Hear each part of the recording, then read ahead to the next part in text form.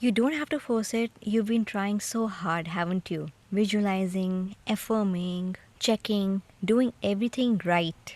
And still, it's not here yet. I want to tell you something that took me really long time to understand. The trying might actually be the thing slowing it down. Not because you're doing it wrong, but because the law of assumption isn't about the effort. It's about decision. And there's a real difference between these two things. So here's what most of us are really doing. We want something, a job, a relationship, a feeling about something, and we know about the law of assumption. So we try to assume it. But what does trying actually look like? It looks like checking, are there signs? It looks like visualizing every morning. And what if you miss one day? It looks like celebrating one good day and then spiraling the next when it's not that good. That's not assumption, that is self doubt. That's still doubt disguised as spiritual practice. Those are peacocks. And I say this gently because I did this for a long time. The checking is the problem. Not because you're broken, but because what you're practicing in those checking moments is the not having it. You're collecting evidence that it's still not here. And then whatever you practice, you become. Listen to those sounds. It's so wonderful. Oh my god. I wish I could see, but he's gone. Neville called it living in the end. I feel like I'm living in the end with these beautiful peacocks in my backyard. Who would have thought? So Neville Goddard called it living in the end, and I want to break that down for you because it can sound more complicated than it really is. Okay, let me see if we can you see that, guys? It's a little blurry, but isn't it awesome? All right. Too much distraction here. Okay, so living in the end does not mean pretending. It's also not lying to yourself. It doesn't mean walking around like everything is okay when it really isn't. It means something much quieter than that. It means making the decision. And the decision is this is done. Not I hope this is coming. I hope this works out. Not I'm working towards it. Done. That's it. And from that place of doneness, you just live. You stop looking for it, not because you don't care, but because you already have it. Let me give you an example. So, let's say you are in a beautiful relationship. If you already had the relationship you are manifesting, would you be looking for it every morning when you wake up? No, right? Because you know it's there.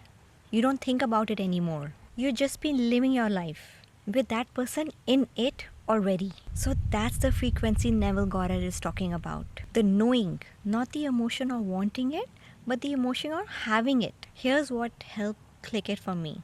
I kept trying to feel something I hadn't felt before. And that felt kind of forced because it was. And then what actually worked was much simpler. I just stopped practicing the not having. I stopped refreshing things to see if it had happened yet. I stopped rehearsing on how it would arrive.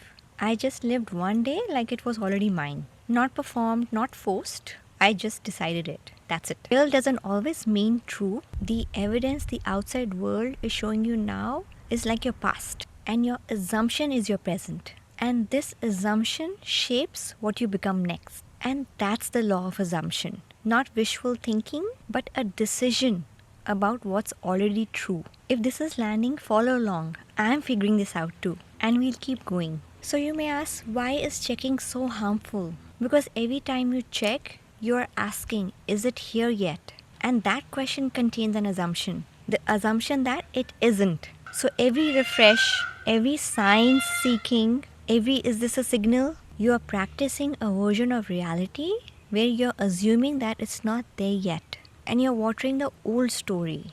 I used to do something I call protecting my own story. And what that means is that when I was manifesting, I was holding on to the old version of myself so tightly that even when I was manifesting, I wasn't letting the new version in. I was performing the wanting and not practicing the having. There's a difference. Performing wanting looks like effort, like tracking, like strain. You're stressed out about it even. But practicing having looks like ease, like normalcy, like a Tuesday. Like when you truly have something, I mean really have it, it's boring. It's just there. In the best way, of course. You don't keep thinking about it every minute, right? It's just part of your life now. And that's what we are aiming for. That's the practice we need to do. That quiet, ordinary feeling that, yes, everything works out for me, yeah. Of course, this is mine. Not fireworks, not a rush. Just of course. And I want to say this clearly because I think this gets missed. You are allowed to want things. You don't have to perform detachment. That's just a different kind of forcing. The goal is to stop wanting from a place of lack. That's what we are trying to get. Okay, I need to really show you this. Look at that, this beautiful creature. Oh my god. Isn't this wonderful? Oh my god. Sorry, I just had to share that with you. I'm sitting in this beautiful backyard with peacocks. It couldn't get better than this. That's why I'm so excited to share, my learnings with you, and I really want you to live a fulfilled, happy life with few adjustments that you can do just the way you think. So the goal isn't to stop wanting, the goal is to stop wanting from a place of lack, to want from fullness instead, to say, I'd love this and I am it. So what does living in the end actually look like on a Tuesday morning? Because I know how this sounds in theory. It sounds beautiful. And then you wake up and your outside looks exactly the same. And it's hard. So here's what works for me. I don't try to feel something big. I just look for one small thought that I don't fight. Or my mind doesn't fight it. Not, oh, I'm in a perfect relationship. But I am someone people love being around. So you start where the resistance is the smallest. And you hold that. I also stopped trying to manifest specific outcomes and started practicing more of who I am. What is the identity I hold? Because the law of assumption at its core isn't about what you get, but who you are.